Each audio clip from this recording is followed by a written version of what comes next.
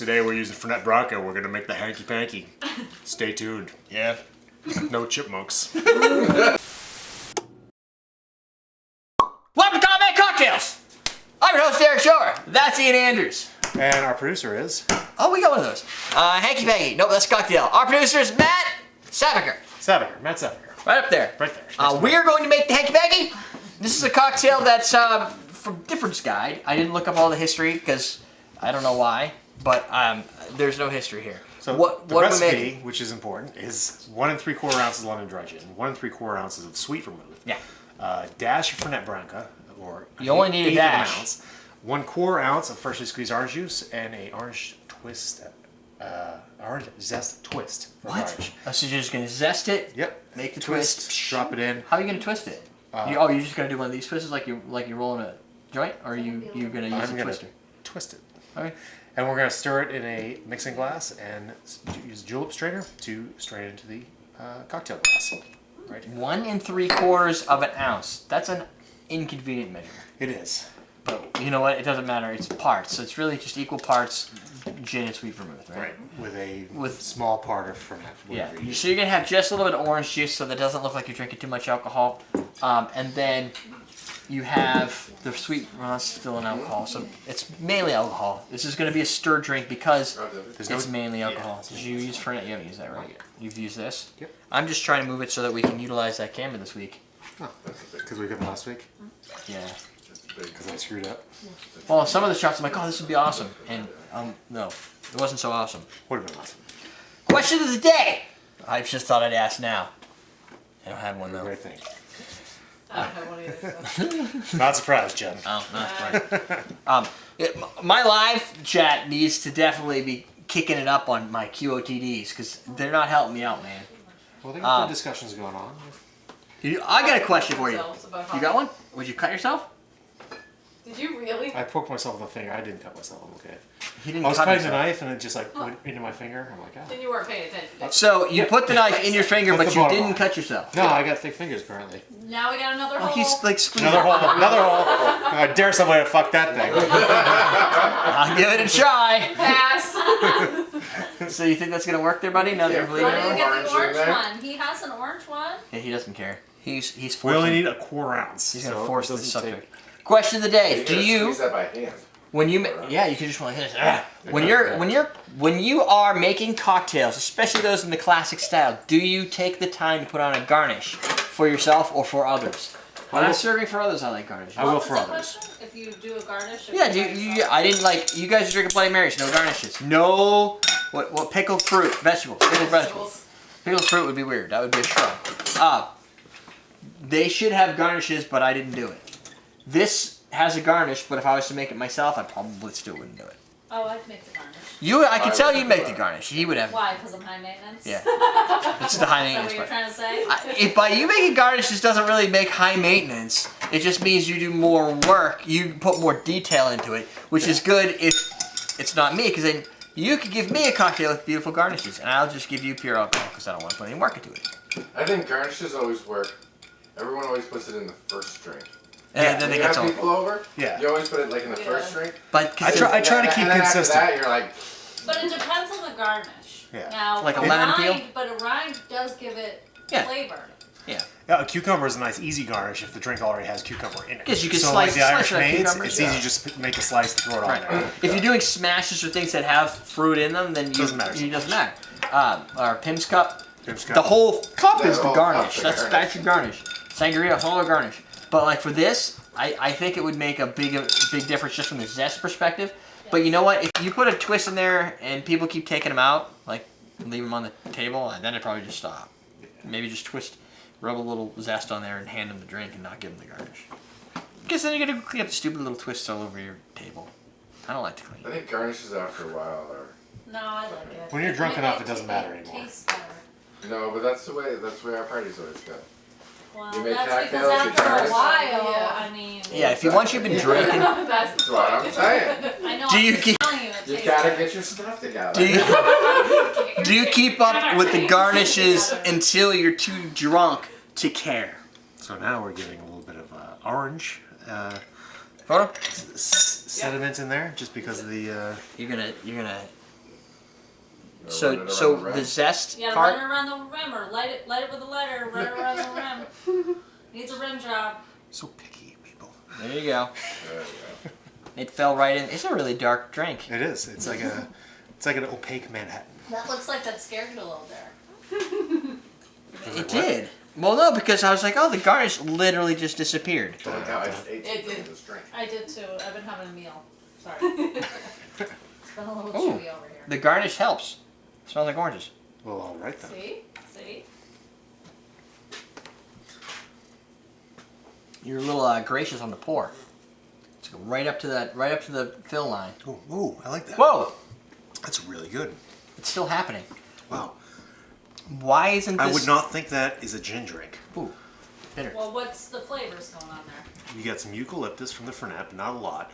The orange comes out a little bit. The Vya Vermouth is really coming in, I think. It strikes me as like a Manhattan-y drink, which it is. Cause it's orange? Yeah. Juniper. Lots of vermouth. I almost got like a brown sugary, like. Almost, yeah. Like But then- a weird sweetness to it. Yeah, it goes from like this kind of a brown sugar sweetness right into the eucalyptus. Yeah. The Fernet. Because otherwise it's kind of just. The- It's a gin Manhattan. It's a brown drink. Yeah, it's a gin Manhattan with some Fernet. But when you put this in there, it's no longer a gin Manhattan. It's It something that's really sticky. And I think we found, like, with Fernet, like, what was the drink we made? The Common Man Sour? Or, Yep. Yeah. That works. It works. I mean, Fernet is something that can really accent your drink and give it, like, a, what is that characteristic? I think if you have a bartender friend, you serve him this drink. Because for some reason, bartenders like Fernet-Branca more than the average layman. Because it's not something the average layman knows. I'm a layman. What are you guys doing? Are you looking at porn? Yes. Okay, well, You Well, just finished share. your Can you show. pause it? or at least turn the volume on. But it does have a bitter bite finish. Like it ends with that bitter dry. Cool. You didn't like that, did you? A bitter dry. I like that. I think that's a good drink. This is a drink I could order once because it's got a lot of flavor in it. It does. And the Fernet, it kind of builds. It's a strong flavor. The Fernet. Yeah, you get the Very strong. if you do not like Fernet and you're like, well, I'll try a drink that might hide it in there. Not really There's hiding. not a lot that hides the Fernet. It's not even how much Fernet's in there. A quarter of an ounce? Eighth, No. eighth of an ounce. And how many times can you have an eighth of an ounce and feel it? There's a few alcohols that you can do that. Right. Well, Fernet's one of them. Fernet, Campari maybe. I don't even know Campari, maybe. Campari. I'm thinking like Something. amaro or something. Yeah. Oh yeah. Amaro, Luxardo. Yeah, maraschino liquors. Yeah. Elderflower sometimes you can get it with small Bartender's amounts because it's ketchup. such a strong bartender's ketchup because it's such a strong flavor. Because you get, and that adds a little bit of sweetness. This goes in the complete opposite it's the direction and goes, hey, how about you add some bitter to what would otherwise just be a classic drink that everybody would probably know what it is. Your vermouth and gin, It's a nice twist. right? A sweet vermouth and gin. It's like a sweet Manhattan with a bite at the finish.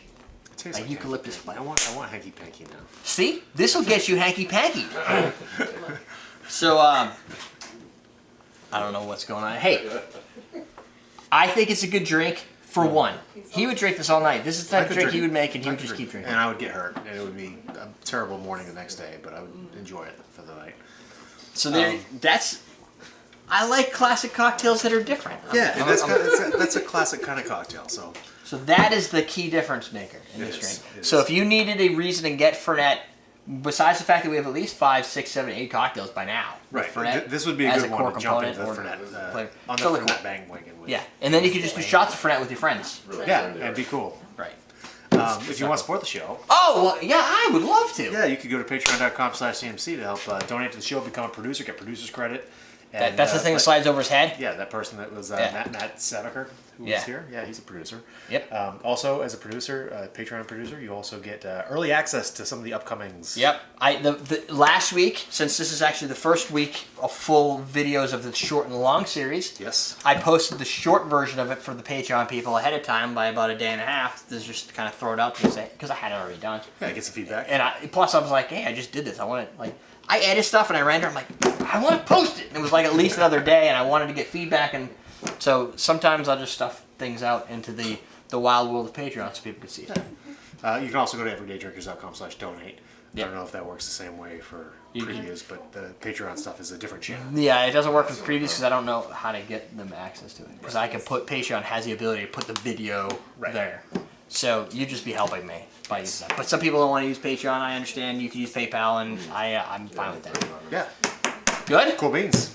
I guess we're done. Yeah. Finish our drink. We did. Did we talk about garnish? Yeah. Yeah, I'm We just talked being. about garnish. I'm being a dick. Because hit I me. always ask. I required you. I just can't woo. Woo. I can't do the woo. Oh, voice, woo! Yeah, my voice doesn't do that. Why not? You hit puberty. Pull your You ass. could do that. What's that? You could do that. Woo! No, you can't. Nope. Woo! Oh my god, you sound like a rubber cat. How do you not? You can't get. Ooh! Paul Bunyan. Ooh yeah! Yeah, there I could do like Hacksaw Jim How do Duggan's. you? Oh! Yeah. Wait a minute. I don't understand. How do you not? How I can't you can't get? go up. You can't switch to different octaves.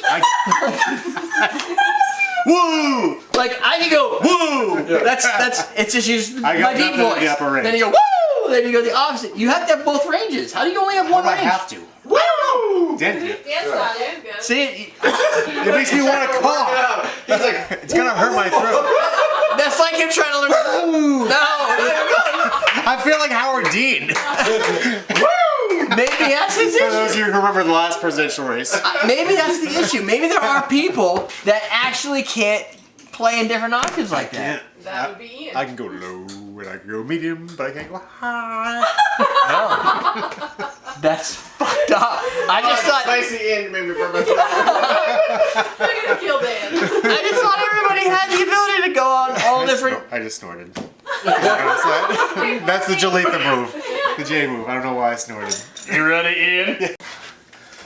So, the awesome part about this is it's going to kick you right in the pants. And it's going to hurt. But I think it's actually gonna start by kicking you right in the ankle. You know that bone, Yeah. and then slide straight up. It's going to break your ankle and your Give me wrists. one of those. All the way Give up. me this.